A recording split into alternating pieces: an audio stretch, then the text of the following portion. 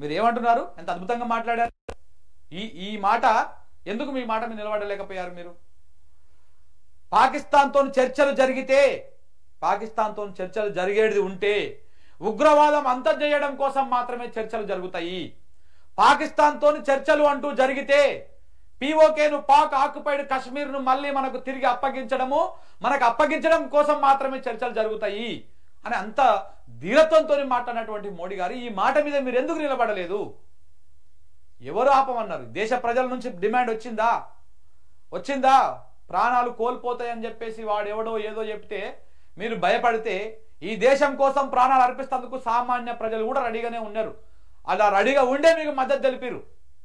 పార్టీలకు అతీతంగా, కులాలకు అతీతంగా, మతాలకు అతీతంగా దేశ ఐక్యతను చాటుకున్నారు. మొన్న మీరు ఆపరేషన్ సింధూర్ స్టార్ట్ చేసినప్పుడు చాటుకోలేదా?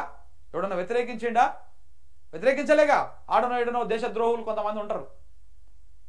ఒక మతం అంటే పడని వాళ్ళు, ఈ దేశ ఐక్యతను పడని వాళ్ళు, వీళ్ళు ఉంటారు. వాళ్ళు వ్యతిరేకిస్తే వ్యతిరేకించవచ్చు, కానీ వాళ్ళు ఎన్నో 100లో 1 ఒక్కడో ఇద్దరు. మీరు చూడలే?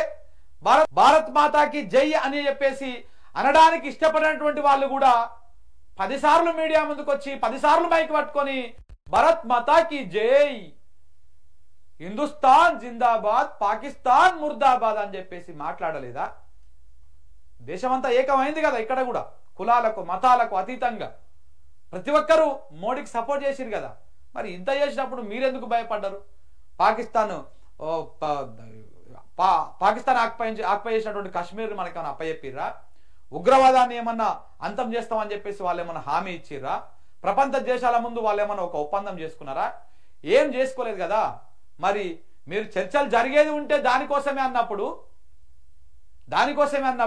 ఆ చర్చలు అదేమీ లేకుండానే, దాని కనీసము చర్చ కూడా రాకుండానే మీరు ఎట్లా సీజ్ ఫైర్ ఒప్పుకున్నారు అనేది అర్థం కానటువంటి అంశం ప్రధాని గారు.